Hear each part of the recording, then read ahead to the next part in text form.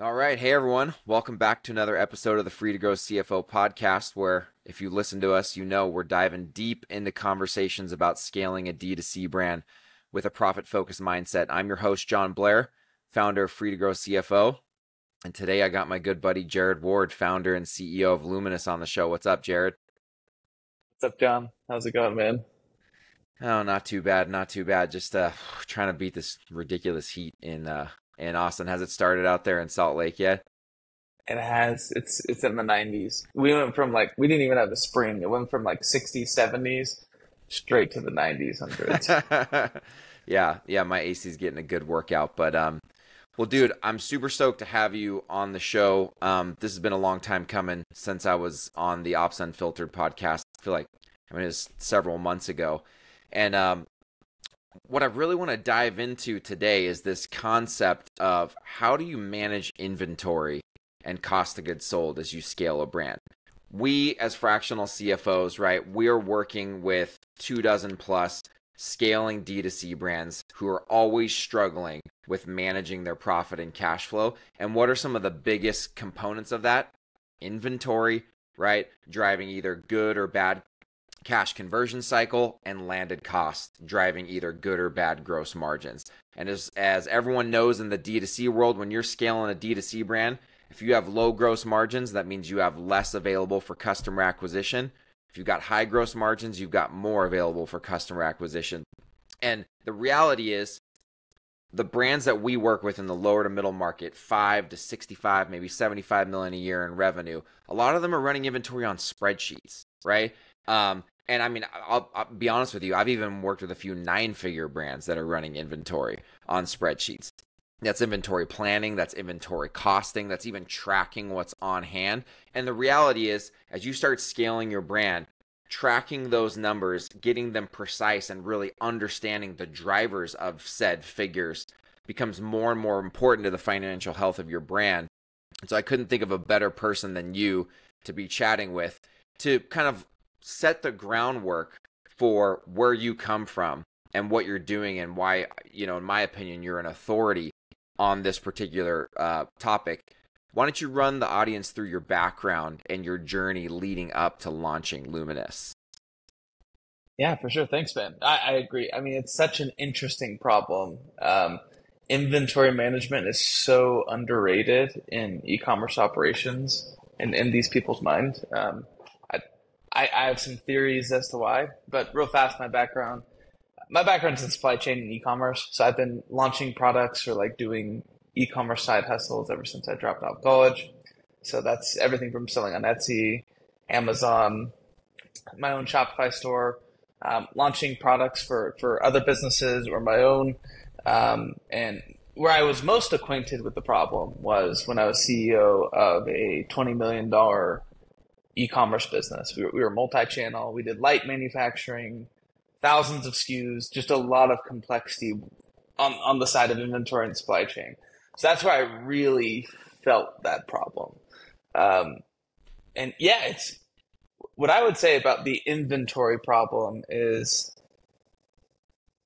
so many people it's like imagine back in the day when you're trying to navigate, when Columbus was trying to navigate to the Americas, and he was trying to navigate without a compass.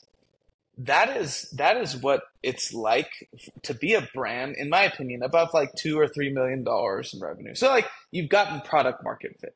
It's cool. If you haven't gotten product market fit, then the goal is to stay alive, 100%. Do your inventory on spreadsheets. I agree. But you get to a certain point where it's you are literally steering a boat without a compass. Your inventory management system is the data that literally tells you how much you have in stock, how much is incoming, how much is allocated. And therefore, that can give you real-time decisions on, how much should I buy?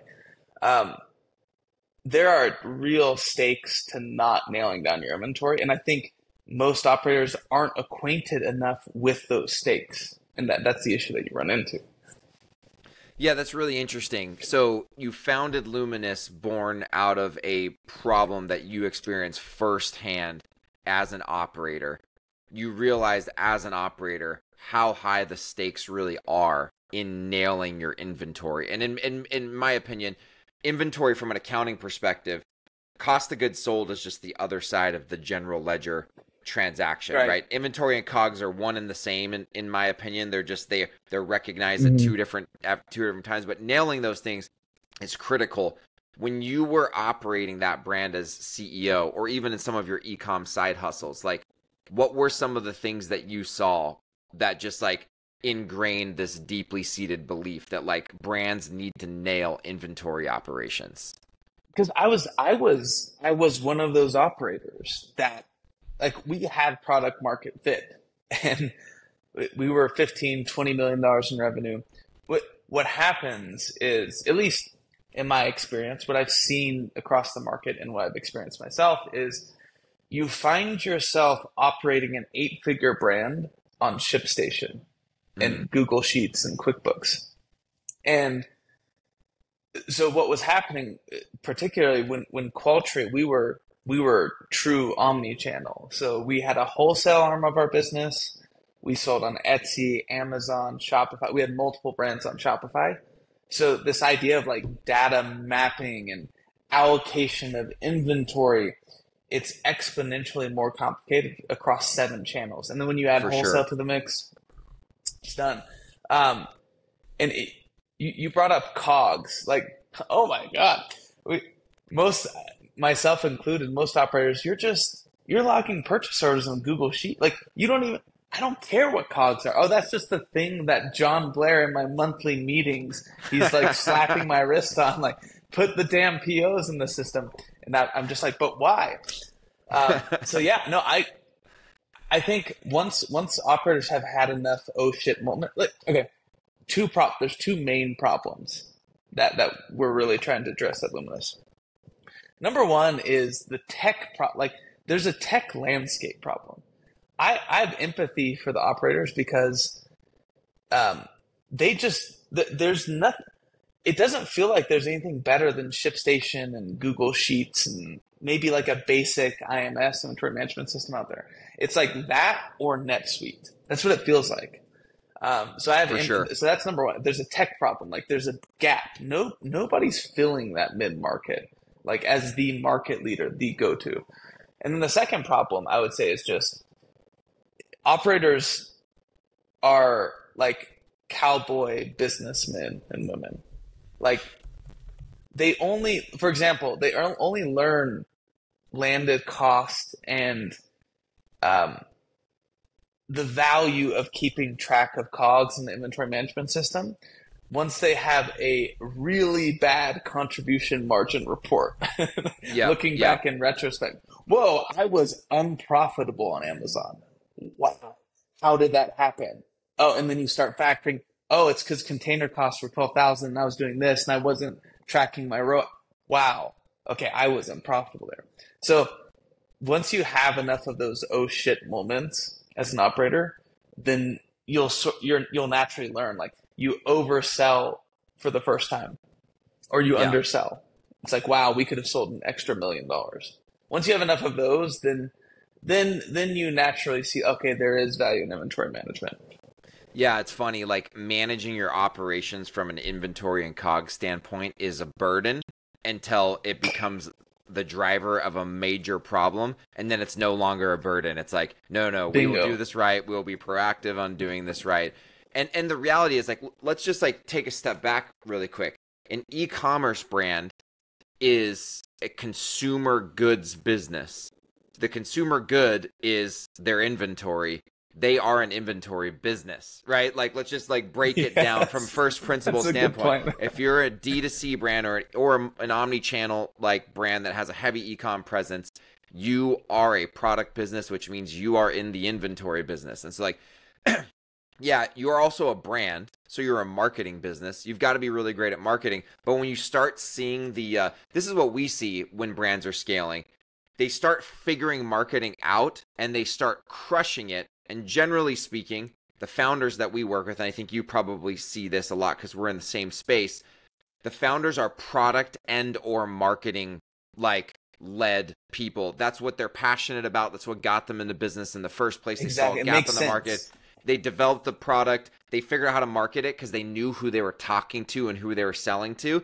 But when that starts working, what starts happening? Oh man, we better have the inventory, right? And you start realizing there is this very, very delicate and important connection between the two because they feed off of each other. You stock out, dude, all your Facebook ads lose momentum, your Amazon listings lose momentum, and you worked your butt off for months or years to be at the top of those rankings, and then overnight it feels like you can just lose momentum, and it's like, man, trying to get back to where you were once you're back in stock is really challenging. And so like there's a huge cost, right? But on the flip side, if you hold way too much inventory, you have no cash, right? And you may have profit on the P&L, which is everything, right? Like if you may have profit on the P&L, but no cash in the bank. And you know, as I always say all over the place in my content, profit doesn't matter. Profit and cash flow together matter, right? And so like, man, you just talked about like 5 or 6 things that I just noted that we could dive into, but I want to circle back to a couple things in particular. One, IMS. So like the D2C world is laden with what acronyms? ROAS, MER, IMS, right? IMS is one that I bring up a lot. MRP, oh my gosh, yeah, the list goes on.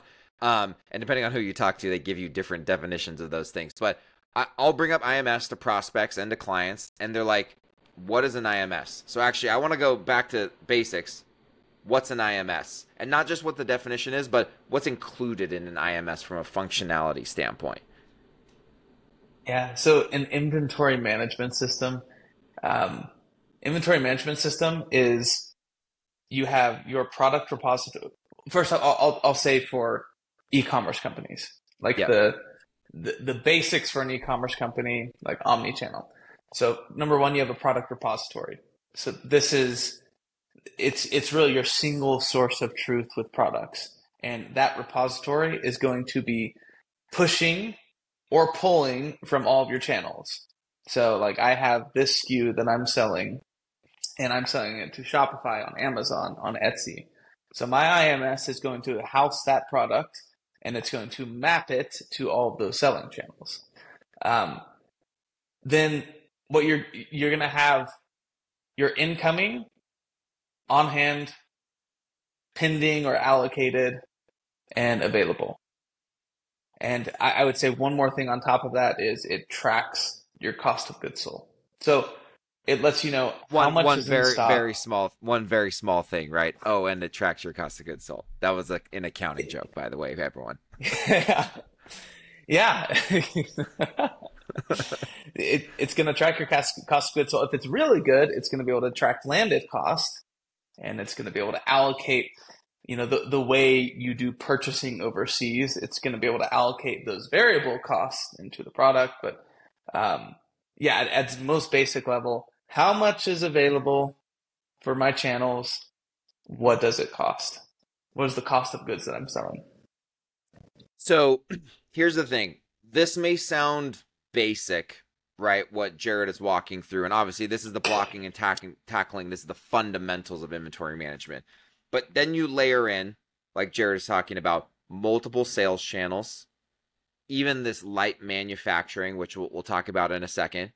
So, and in my definition of light manufacturing is like assembly, right? Like some assembly or kitting, some form of that, kind of where you're stocking certain SKUs at a component level or a sub-assembly level, but you're selling them at an assembly level, so you're having to assemble them. So there's the transformation of actual SKU and quantity on hand by SKU.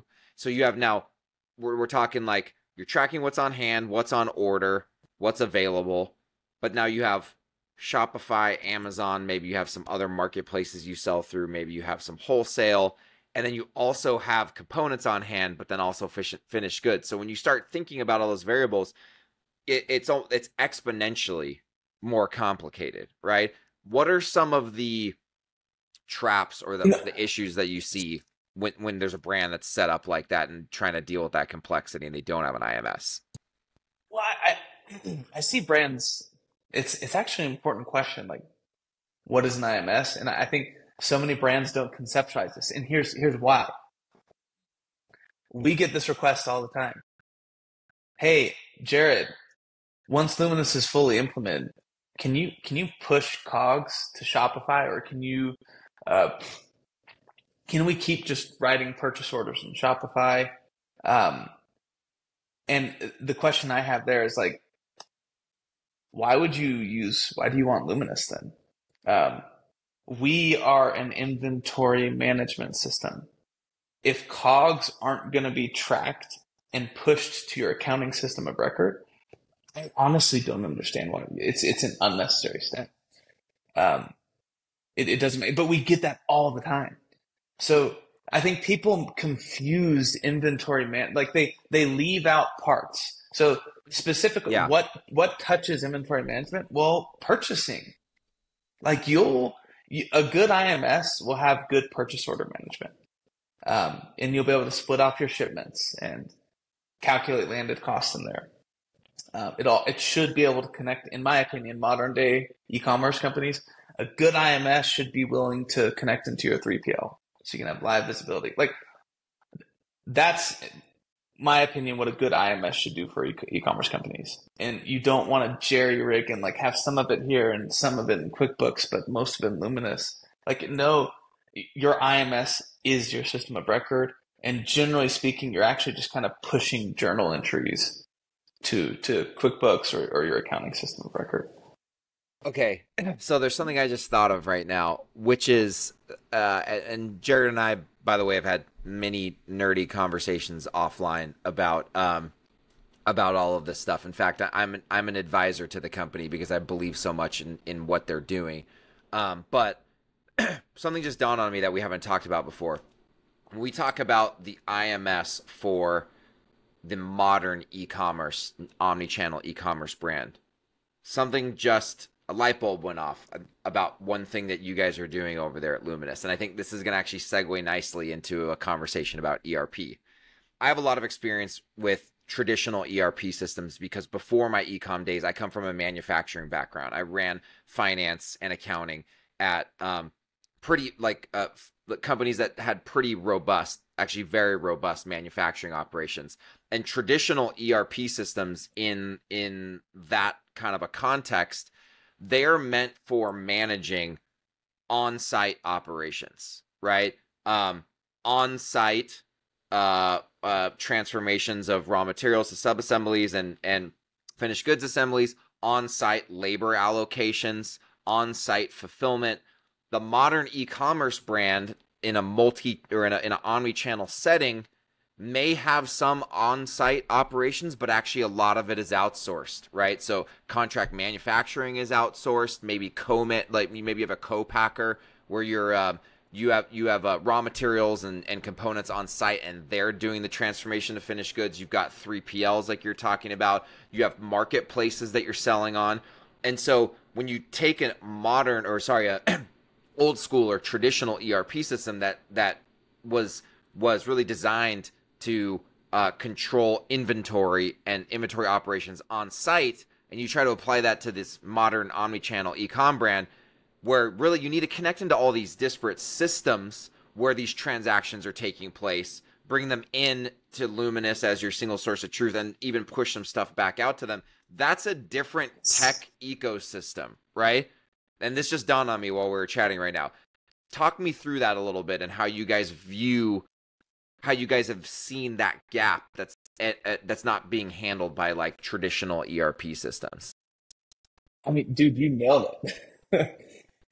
Traditional ERPs were built to take all this on site, in-house. So for example, we see this actually quite a bit. If I want to use Dynamics 365 as my system of record, but I have a co-packer or a co-manufacturer who's producing the goods, basically I'm like running assembly orders and I'm doing all this stuff like on behalf of it's getting done in two systems. Dynamics 365 was not architected to be able to plug into this and then plug into ShipStation for your fulfillment, deplete from there. And then it doesn't do that. With high levels of customization, maybe it can, after a lot of expense. Very expensive high levels of customization that take a really long ass time too. Exactly. So what Luminous is doing, we have a belief that we have to be connected to our ecosystem. So we take a look at the brands that we're servicing, and I'm actually curious your thought on this. So many brands, because they use a 3PL or a co-manufacturer, they don't think they need an inventory management system. We obviously disagree. I think the market is just ripe for an inventory management system that can plug into all of these WMSs on the market. So I can plug into your 3PL. If you have a West Coast and an East Coast 3PL, I would argue you need an inventory system more than most brands. So Luminous goes the route of we see it as our duty to plug into any WMS on the market. So we are architected to plug in and pull sales order data, but also pull inventory data. And then we can also push it to all of your different channels.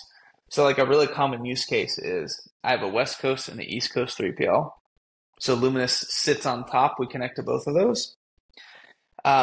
It's very common that we will have to push wholesale sales orders to those 3PLs.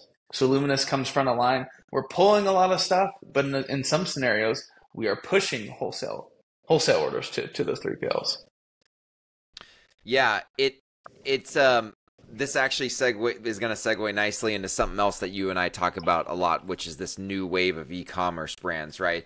But backing up to what you were just mentioning, I think because the modern day e-com brand has so much stuff outsourced, there is a physical and geographical separation between the operations of the business being manufacturing and fulfillment, like the site, the on-site activities of those things happening. There's a separation between most brands and that happening. Whereas like back in the day, again, when I was working in a manufacturing environment, I stepped through a door and I was in a machine shop, or I stepped through the door and I was in a plating shop. That stuff is happening on site, right? Using outsourced 3PL, outsourced manufacturing. Even though those inventory transactions are happening somewhere else, once you get to a certain scale and a certain level of complexity, you do still need a, like Jared is saying, a system of record that you own that actually records those transactions, because you need to do things with that data that's really important to your financial and operational health. And now, I think that it's become somewhat of a lost art, from my opinion, to want to do that, just by virtue of like most brands not ever having to have stepped foot into a warehouse and design how the fulfillment flow works. Or like from my perspective, man, the reason why I have a very unique perspective on inventory control is because like I was sitting out there with warehouse guys 10 years ago deciding how we put stuff away in certain locations, right? Like to increase efficiency, or well, dude, you're the unicorn. Yeah, you are the unicorn. You have operations and financial background and ERP experience and down market tool experience. It's like, yeah, well, and so it's but what's interesting is what you actually coined this term for me is like the new wave of e-commerce brands. We talked about this when I was on your podcast, which is that like the new wave of e-com brands is this like scrappy, very overhead light brand, right? Like you get to product market fit, super scrappy, doing everything on spreadsheets. The founders doing a ton of stuff themselves, right? Like, and I even talked with my buddy Will Holtz a couple of weeks ago, and he on the show, and he had a Shopify brand aggregator, and what he found when he went to go roll up, like purchase a bunch of these Shopify brands several years ago, he found it was hard to remove the founder. Why? Because the founder was doing accounting stuff, marketing stuff, product stuff, inventory planning. The new wave of e-com brands, right? Like they're super, super overhead light, meaning what? They outsource a lot of stuff. They outsource finance and accounting to firms like Grow CFO. They outsource fulfillment to 3PLs. They outsource manufacturing to, overseas co-manufacturers. So they're removed from those transactions so they don't internalize the importance of tracking them and understanding them and using them to their benefit. And so I 100% see the same thing. And so there's kind of like a double-edged sword to this whole like running the lean and mean e-com brand of today. It's what I find fascinating is the number of brands I find that get to 10 million in revenue and profitable and just like no one on the team. It is impressive. But on the downside, there is a separation for a lot of them between like how their product gets made and how it gets fulfilled in reality versus what they think is happening, And so it is, I find it very interesting. I do want to like actually like turn our conversation back to the ERP thing a little bit more. I'm seeing more and more brands come off of the NetSuites of the world, the Acumaticas of the world. They as they started growing into healthy eight figures in revenue, they were experiencing those pain points you were talking about when you were walking through your experience as an operator. And they're like, I've got to get off the spreadsheet. So they're bought in, right? QuickBooks app marketplace, the inventory plugins, like the legacy ones that are out there, Fishbowl, and there's SOS inventory, and there's a couple other ones. I'm just going to say it. I'm sorry. They all suck. And but so then you start feeling compelled to look at NetSuite, Microsoft Dynamics 365, Acumatica.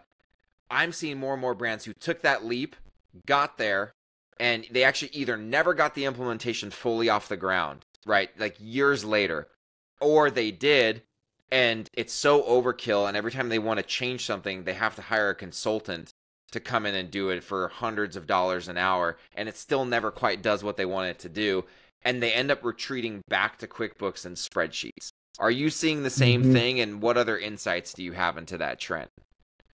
Absolutely, and that's the number one thing that I talked about at the beginning, the tech gap. So I have empathy for founders who run into this. And yes, it happens all the time. And it's because, think about it from this perspective. When you're ready to make the leap as an operator to an ERP or to an inventory system, you're looking around. It's like Fishbowl, SOS. Maybe you try out Sin7 and it doesn't work for you. These are enterprise sales. So if I hop on the phone with NetSuite, Acumatica, Dynamics 365, I can't poke around on there. I'm just getting feature sold. And that's the problem. If I hop on the phone with a NetSuite rep, technically they can do anything. Literally anything. And so you're sold on, hey, like any brand over 9 figures, it's on NetSuite. Like, this is the way to scale. Oh, yeah. Literally, that list of requirements, we can do all of it plus more. And what they don't understand is, yeah, that's true. But when you get into the system, they underestimate how much is going to have to be customized, because there's a fundamental difference between who NetSuite was built for and then this, what you said, overhead light or overlight. How did you frame it?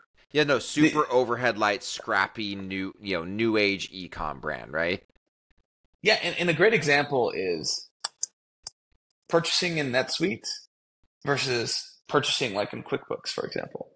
So you're going to a system that its default is like 100-step process. I'm exaggerating, but like let's call it, like it is, an 8-step purchasing process.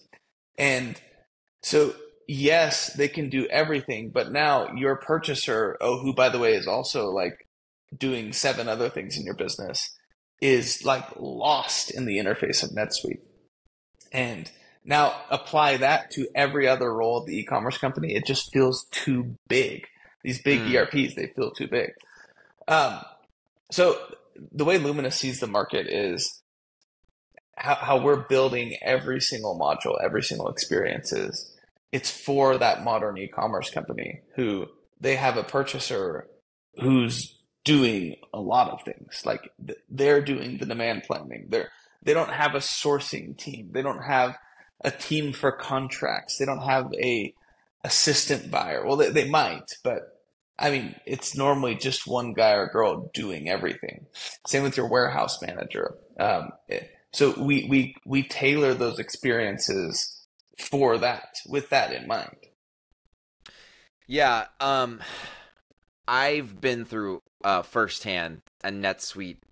Well, we'll just call it a traditional ERP evaluation process, and it was super overwhelming. It took me 6 months just to evaluate Dynamics 365, Acumatica, and NetSuite. 6 months? No Yeah, way. because I didn't know. because I was taking I was, like you mentioned, all three of them.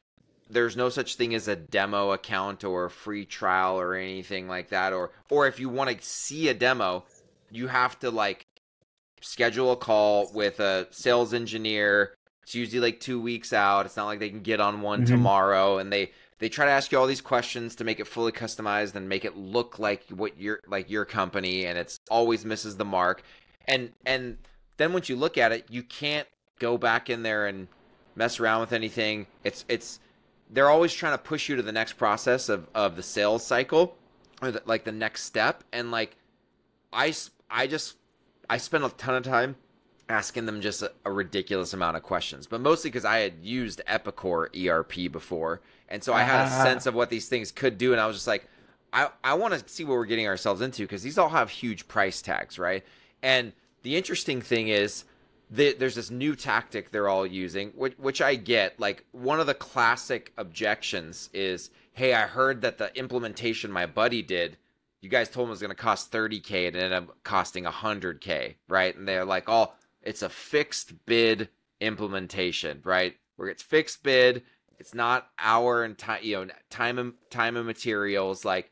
And the problem was, we ended up going with NetSuite, which we went with their. They sell this new version, quote, of NetSuite that's supposed to be like this tailored down version, and the reality was that crazy enough, like at 6 months later, they got it implemented. I actually left the company and started Free to Grow mid-implementation. And I caught up with Brian, the CEO, last week at Guardian, and they got off NetSuite and they're back on QuickBooks and spreadsheets, and they're trying to figure out what they do next. And they manufacture. They have their own factory up in Indiana. I think it's so important though. Why did you end up choosing NetSuite? Because yeah, what I've seen, I'm curious to hear what you say, is it's just because they're the big, like they're the guys. They're the established ERP brand. And I think we're feeling the repercussions of a big legacy ERP going down market. And then we're really feeling the gap in the market. And now the mid-market is hungry for, okay, well, that's not it. What else can we have? Yeah, you know what, man? I learned a valuable lesson in that. And it's funny because I had ERP experience, so you would think that maybe I was not going to be susceptible to making that mistake, and we did, right? And well, first off, there was even less mistake though. Like, no, I think it's a logical conclusion.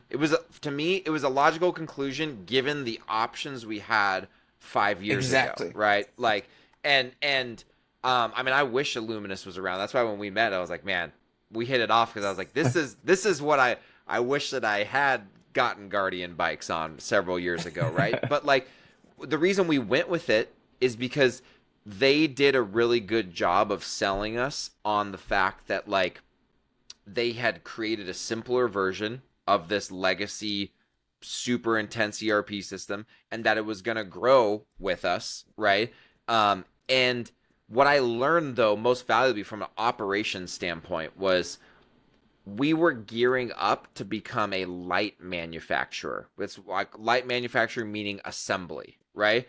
And I learned that NetSuite, in my opinion, is overkill if you're just doing kitting and assembly. Where the background I come from using Epicor ERP, which was absolutely a badass system for what we were doing, is complex manufacturing. We had multiple operations in machine shops and plating shops, brass foundry, like crazy stuff, right? and we had to manage work centers and the flow of goods that had been picked and were on the floor. Way different than just picking, kitting, or assembling something into a new SKU, right? And so what I realize is, unless you're doing complex manufacturing, you've got to go with something simpler and more cost effective than one of these legacy ERPs, or else you're just going to end up pulling your hair out after you spend all the money that you're spending customizing it, and it still doesn't do what you need it to do. Yeah, I think the market is hungry for the NetSuite. But I think NetSuite had a false, how do I say it, like a false, they had like a false rise. Yeah. As far as like the go-to, and fast forward 5 years of them going down market, I think the market is now primed and ready for a solution like Luminous. It's still gonna be a long road. I mean, Brendan and I say this all the time. What's the difference between, because we look at all the competitors in our space, and it's a graveyard, or it's like people who've had really positive exits. But the number one thing is you just have to keep building. Why is NetSuite the go-to? Well, they start out with $100 million and they've been building for 25 years. So Brendan, my co-founder, and I, we say this all the time, like, we're in this for the next 10, 20 years. I'm not going to get bought out. It's not going to happen. Like, I'm building for the next 20 years. I love that. All right. I want to chat landed COGS now. Landed cost of goods sold. This is a topic that Jared and I really hit it off on when we first met, when I was on his podcast. Sounds so dumb. Yeah, I know. We really hit it off talking about landed COGS, man. We knew we were going to be friends for life. It's funny, the nerdy conversations that happen in and around this business. It's what keeps me going, man. But okay, landed COGS. Every brand we work with and encounter as we're prospecting and talking to, potential new clients, 99% of them on our first conversation let us know that they are pulling their hair out trying to track their landed cost of goods sold. Why is it so important? It's so important because it is one of the biggest costs that go into gross margin and ultimately contribution margin. It is a huge driver of not only just profitability in general, but how much do you have available to spend on what? Customer acquisition, which is incredibly important in an e-com business model, right? Landed COGS gets super complicated because of a lot of different factors. But Jared, you being front and center in the market that's helping solve the problem of tracking landed COGS, like, what are some of the big pain points or complexities or challenges that you see time and time again with the brands that you guys work with at Luminous? Yeah, so first off, even legacy ERPs, I've yet to meet a brand on a legacy ERP with all the functionality in the world that tracks landed cost within the system. They do it on spreadsheets. And so with Luminous, actually with a lot of advice from you and some other accountants, and then merged with like my operation background, what we came up with is, just barely launched, by the way. Basically you need a really flexible purchasing flow where you can split off shipments really easy, and then add your variable costs to that cost layer in a really easy to use way. So what we do is we just allow for very flexible purchasing, and then it's so common that this is why I think it's really hard to track landed cost. It's because if I'm purchasing like 1,000 of this SKU from my manufacturer, what's very common in e-commerce, because they're normally just flying by the seat of their pants, and we need some of those units here right now. They'll get into a habit of partial shipments. And so the manufacturer will reach out to me, hey, Jared, we finished the first 300 units. Would you like me to ship those out? Oh, also on PO 26 and PO 62, we finished 200 units of this and 100 units of this. Yeah, bundle those together. Let's ship them over. In fact, the next 100, let's air those over so we can get them to Amazon. Like that shit starts happening, and it's so common. And there, a lot of times there's not a good flow for that. And this is where we've gotten some good advice from you. We allow those actions really easily in Luminous. And then our cost layers take into account like tariffs or duties, whatever those variable costs are. And they're either allocated at a quantity basis or they're allocated at a volume basis. So the reason why I think this matters to do in the system is we thought at Qualtry our margins on the SKU were 60% and they were like 15%. And it's because we weren't allocating the landed cost properly. So it's like the difference between, oh yeah, it's like 240 per SKU. So yeah, we're at like 60% margins. Then you actually add in, then you get the bill for your tariffs and your shipping. And you're like, oh, it's my landed cost is actually like $6.30. We've been selling this thing at near a loss or break even. Well, yeah, and then I mean, then you look at your freight out and fulfillment cost, your credit card fees if it's in a e-com sales channel, and then you look at your marketing spend, and you're like, you're probably at a loss from a contribution margin standpoint. But there's a couple of things you touched on there. So like to back up and just kind of summarize for the audience, what Jared is talking about is that your landed cost is not just the manufacturer supplier invoice costs, right? It includes freight and duties. And if you allocate those incorrectly using the wrong methodology using the wrong methodology or the wrong timing, you may vastly underestimate your landed cost, meaning that you're going to overestimate your margin and you can run in some really big trouble.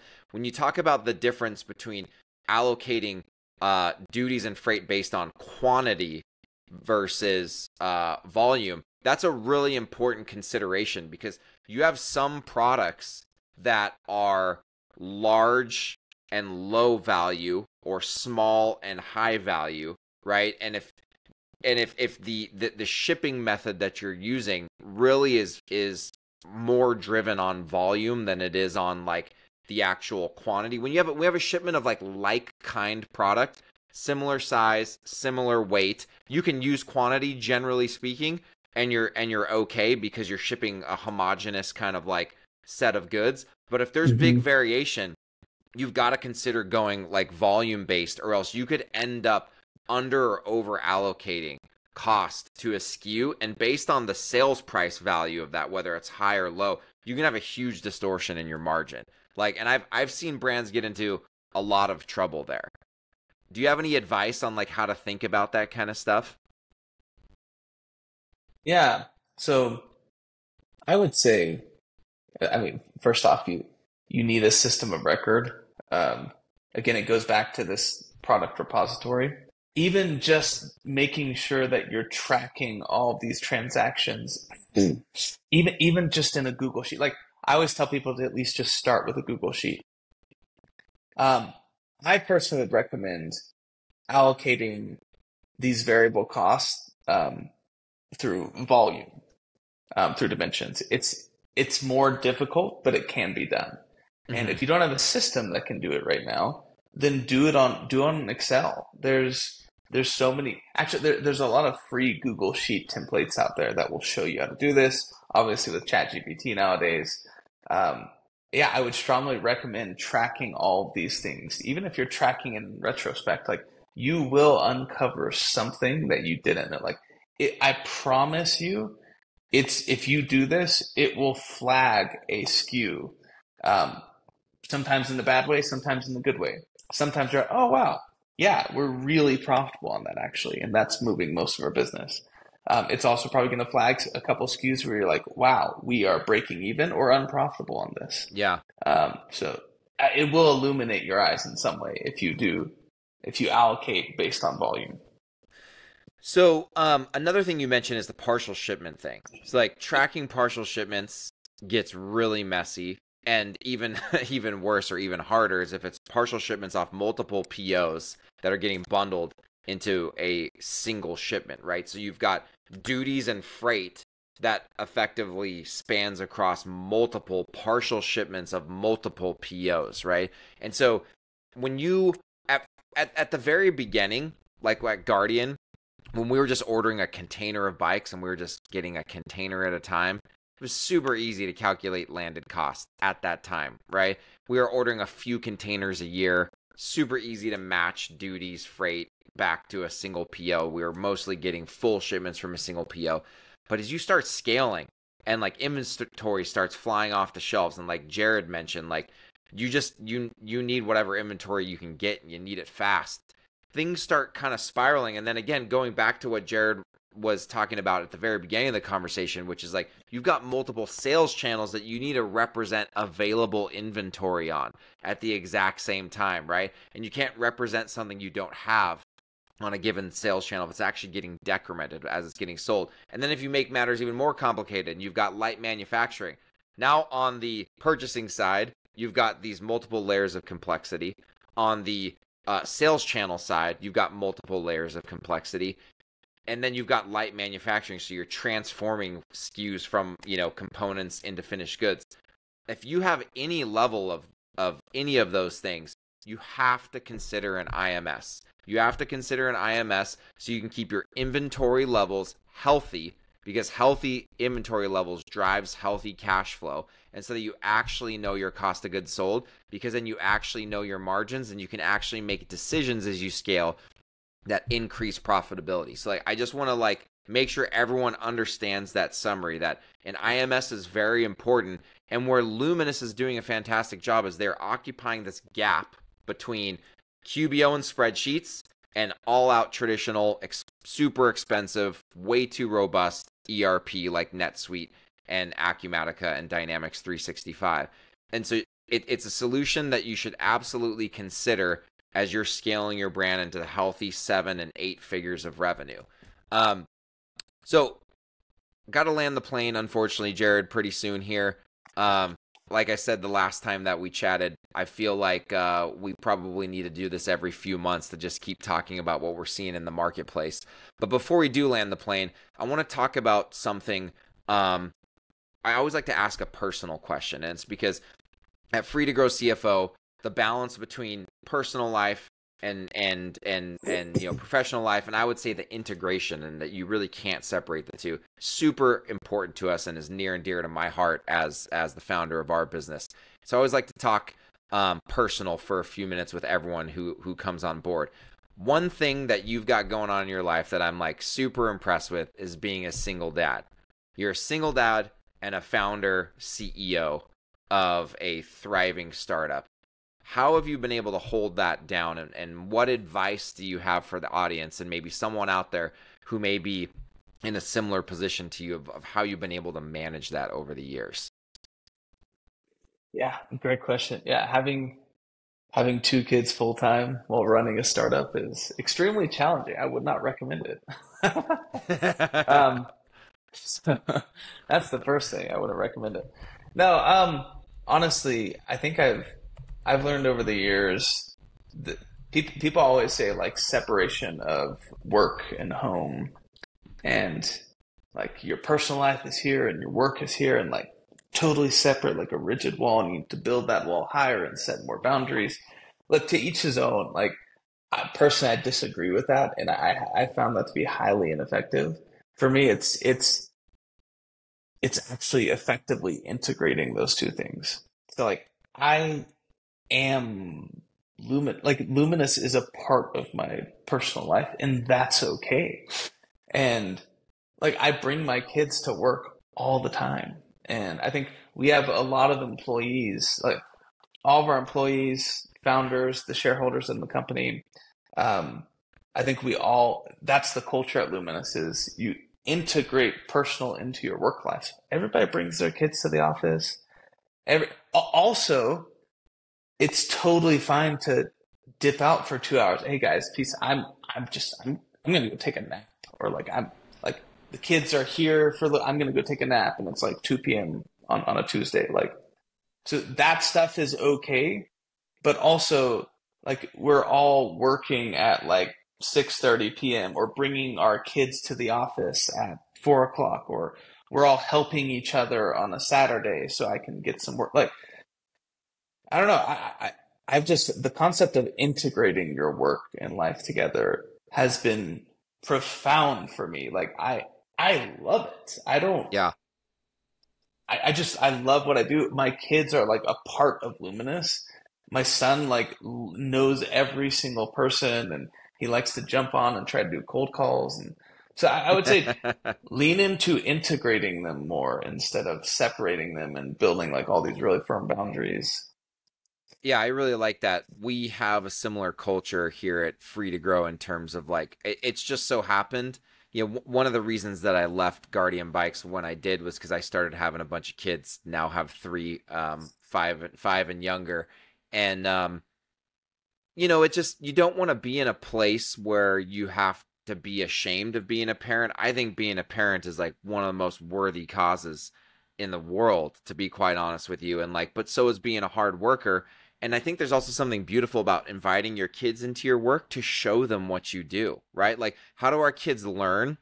They learn by watching others, right? And in large part by watching their parents. And it's funny because this is not a requirement to work at Free to Grow, but it's turned out that we're building a company that's mostly parents of kids that are like 5 and younger. We all have little kids, and No way. and That's cool. we're starting, as you kind of build more, as we kind of build a team that has that in common, it starts attracting more and more people. Because like when someone's like, hey, I was up all night last night because my kid was throwing up or my kid had a fever, we're like, we all have so much grace for if they've got to miss a meeting, or like you said, they need to take a nap, or they need to take their kid to the doctor or whatever. It's like, yeah, dude, please do that. And don't feel ashamed about it, and don't hide it. I know you're going to crush your work as soon as you get back to it, right? See, and at the end of the day, that's a good example like, of integration. Yeah, 100%, 100%. All right, so before we shut down here, look, I'm gonna be honest. Maybe I'm a little bit biased because I'm an advisor and Jared's one of my buddies. But he and Luminous are putting out some great content. I highly recommend that you follow them. Where can people find out more about you and your content, Jared, and find out more about Luminous? Yeah, so follow us on LinkedIn. That's just my name, Jared Ward, Luminous. You'll find us, or at Join Luminous. Go to joinluminous.com.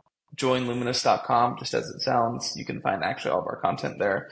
If you're a YouTube fan, then just follow me, Jared_Ward. I post educational content, and also my podcast, Ops Unfiltered. Very similar to this. Yeah. Definitely check out Ops Unfiltered and the rest of Jared and Luminous's content. And look, if you want to find more helpful tips on scaling a profit-focused D2C brand, also consider following me, Jon Blair, on LinkedIn. And if you're interested in learning more about how Free to Grow's D2C accountants and fractional CFOs can help your brand increase profit and cash flow as you scale, check us out at freetogrowcfo.com. It's been a joy talking today, Jared. I appreciate you joining, and look forward to chatting again soon. Thanks, man.